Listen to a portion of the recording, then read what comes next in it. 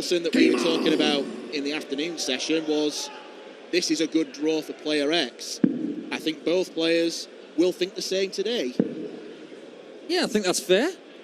I think sometimes in the last 48 of a European Tour, you want to be switched on from the off. And I think Vincent, who seems to me like he's using newer barrels, they might be the same design as the previous ones, but this is a newer version, up against a Yozza who's looking slightly more clean-shaven than previous times. He has utilised a somewhat bushy beard over the last couple of years at times, but I think one of the reasons why he's gone full clean-shaven this time is just in case it gets a bit hotter.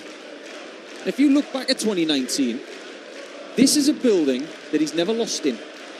You come back to somewhere where you're undefeated, that'll feel good. He tweeted yesterday that he was feeling good at coming back because he wasn't here last year.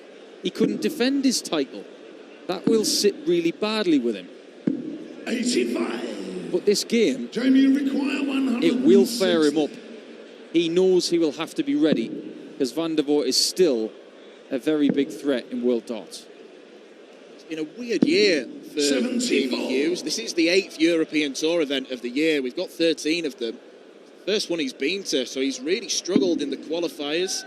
Vincent's record is marginally better. He was in Munich, but beyond that, he's not been at any other Euro Tour events too. So there's a real opportunity for both players to get some valuable ranking money on board.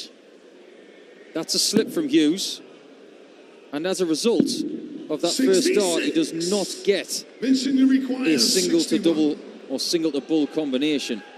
Van der Voort had 66 with his last dart and tried to hit 60 for double 3. But he has got 2 at double 18.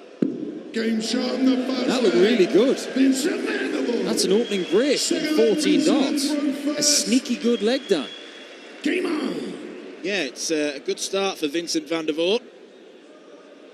Player who's had, like Jamie Hughes, his fair share of first-round exits this year. I think we all looked at the first Players' Championship of the year when Jamie made the final and thought, you know what, maybe he's going to kick on this year and have a great season.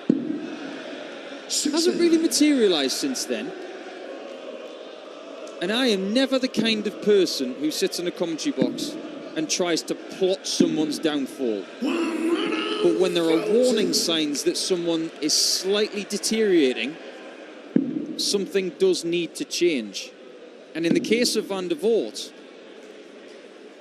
his seasonal average of 89.3 represents a little bit of deterioration from the last few seasons. So maybe needs to kick on throughout the summer just to be a bigger threat of getting back into the top 32, like you said. And in classic Vincent style, he has started this game incredibly. He is the ultimate kind of Revels dart play. You don't know what's going to come out the bag. 12 darter could come. And it does. Well, a 14 darter and a 12 darter. Yeah, 115 average for a couple of legs, that's not bad. I mean, I can pay Vincent a million compliments. I've known him a very long time. He's still the funniest guy I know who speaks in a second language. His mother tongue is Dutch, but in English, he's one of the funniest people I've ever met, which is amazing to me. But I think the best compliment I can pay him darts-wise is that if I was to pick a team of, say, 8 to 10 dart players to be in some sort of Ryder Cup style thing, he would be one of my first players to put out there. Because he would have this quality of being able to rally the troops. And he's a classic captain-style player. I can imagine there being a Ryder Cup of darts. Let's say Great Britain and Ireland against the rest of Europe or the rest of the world. And he was the captain of the Europe or rest of the world side. 30. If Vincent tells you to do something, you do it. That's a couple of tournaments that we could potentially have paintball darts and then Ryder Cup darts. Oh. think paintball darts went from being a joke to, actually, that's not a bad charity idea. I'll send an email tomorrow. I think Yoza is looking to get into this match sooner rather than later. Otherwise, a dream return to this hall would turn into a nightmare. He is about 25 behind in the early average. That is not a good sign. Van der Voort to me looks pretty good. He looks relaxed while he's throwing. He looks fresh. Jamie's got to be really careful from here, otherwise he could find himself in a position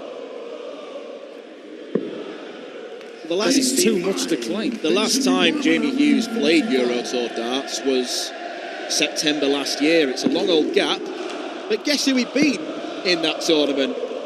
The man who nearly took out 145. So it will feel familiar in that respect as well. Oh, great first dart. He doesn't have to stay there if he doesn't want to. And that was a really bad collision.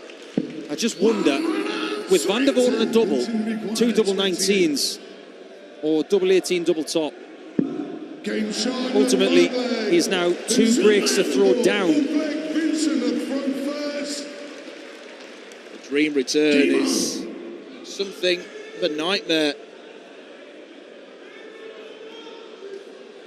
Incredible amount of experience for Van der Voort, who's been playing top-level darts for well over 20 years. It'll make for a very interesting read of a biography later when he is going to put the darts down, but I don't see that happening anytime soon. I remember back in 2001, I went to my first ever British Open in Liverpool at the Adelphi Hotel, and I could see a little cluster of Dutch players over in the corner, all practicing together. And I could see 2 people above everybody else. In fact, there were 3. Roland Scholten, Vincent van der Voort, and Raymond van Barneveld. And I thought, wow, don't they look impressive? They look tall. They look imposing. 125. I don't know how they did in that tournament because I was eliminated really early. I didn't see them for the rest of the weekend. 140. You didn't stick around to watch, did you? No. I know that John Boy Walton won the tournament, but I don't know how Vincent, Raymond and Roland got on. But I know how Vincent's doing in this game. He's doing rather well.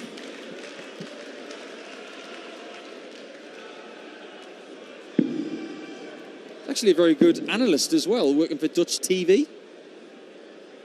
I don't catch a lot of Dutch TV because I don't live there, but I'm reliably informed that his views are very strong but fair, which is entirely consistent with who he is. Become the Dutch Paul Nicholson. Now, Dan. I'm trying to be the English Van der Voort.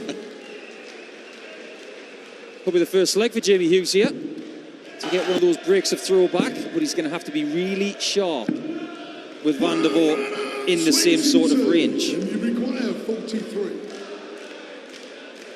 For a break back, so actually really, really big shot this. That offers no help as a marker. 27. They were so far apart. Missed wildly left, then wildly right.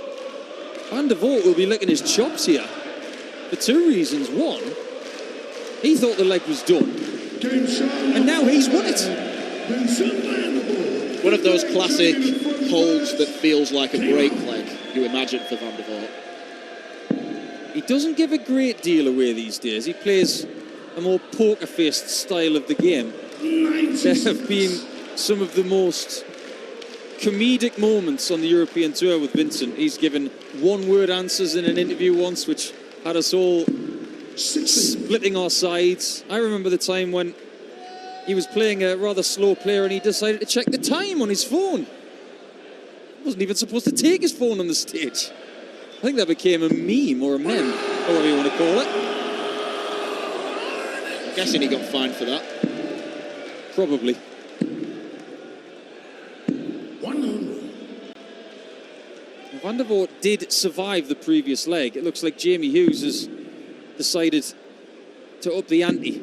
But look at that 99 average for Van der Voort. This is well above his seasonal average. And indeed, his European Tour career average of 93. 100. Jamie require 85. Well, 5 legs in, and finally, Jose has a bit of breathing space. Now, he did try to leave double 16 in the previous leg, and in times gone by, he's been more of a top shooter. So maybe he's trying to figure out a new game plan at the minute, what double to leave. That comes with its own challenges because dart players' brains tend to go for what's natural, but if you change something in a big way, you have to think about the path to that double. Here, you only really have 2 choices. 16. Van der Voort gets a free visit to try and get ready for the next leg. That's how I would look at it. Get a nice visit in, put on a bit of pressure, and even if you lose the leg, use those darts to their full potential. I was kind of thinking then, that was classic kind of do a dead cat shot, leave 23. It's irrelevant now because finally Jamie Hughes has a leg on the board. You're right though, Dan, in those spots, chuck in a 180, chuck in a 170. It's good for you, gets the crowd involved, and it makes things a bit more awkward for the opponent. Even though there's no defence in the game, there are things that you can do to disrupt a little. And I think that's coming into the game a little bit more these days. The first time I saw Dirk van Dijvenbode leave 21 from 201, I was sat in my chair just thinking for about 5 minutes, why would you do that? And it was Dan Dawson who started to talk to me about it, and now it makes a lot of sense. Yeah, just the roar of the crowd will inject a bit of uncertainty in your opponent. And you make your opponent think, what's he left 21 for? If you're thinking that, you're not thinking about the shot that you've got. Correct. It's a mental battle. 42. Vincent will not be happy with that previous visit because it does allow Jamie back into the legs somewhat. Now, he started on 19s on 266. I'm okay with that. 98. He got it all wrong. Yeah, I'm not okay with that. I was thinking 18s all the way. Oh well. It started as a good game plan. It didn't end that way. 89. He got scuppered when he hit treble 7. Well, we've just seen Jose as he come back on stage disguised as Jamie Hughes. Oh, that's a bad dart. Even if he leaves 68, that's a lot more preferable to 83. And Van der Voort will probably go for the 20s. Now he's got to go 19s. Inside, he'll be bubbling right now with heat. He'll be furious that he didn't get a shot of the bullseye. That might be all that Hughes gets. No, instead, treble 9, double 9 even. 74. That was magnetised Require 50. to the inside wire of double 9. And Van der Voort, who has skirted some bad fortune over the last few legs, finds a double 10 and a 5-1 lead. But I'm not overselling this whatsoever. Had things been just a little different on the outer ring and the approach, Jamie Hughes should be level at 3-3.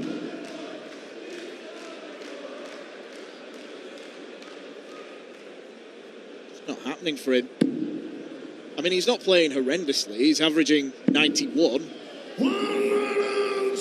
But it can be made to look that way because your opponent has had all the green grass, the better start, and now he just wants to get it done.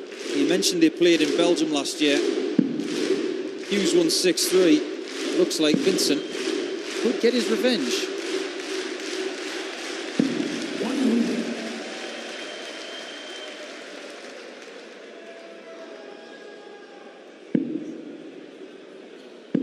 Winner of this game. Interesting draw, isn't it?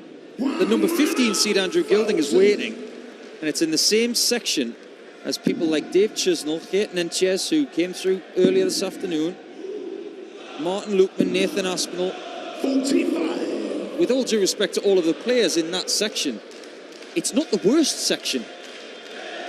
This could be an area of the draw where you see somebody pop.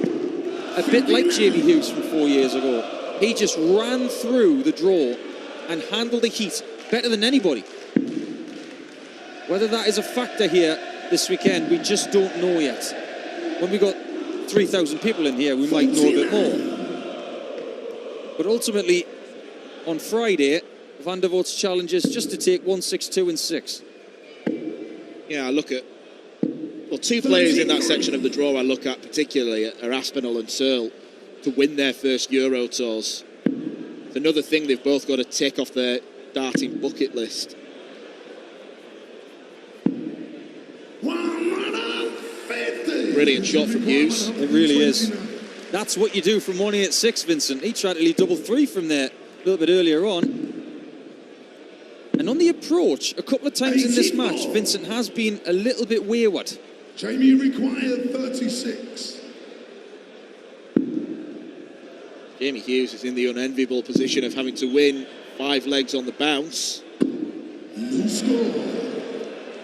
He might not get another chance. 45. Vincent van der Voort, 45 points away from a second round meeting with Andrew Gilding. And he takes it. Regulation win for Vincent van der Voort. And for Jamie Hughes, his return to the Czech Republic has not gone to plan in the slightest. He simply never got going in that game.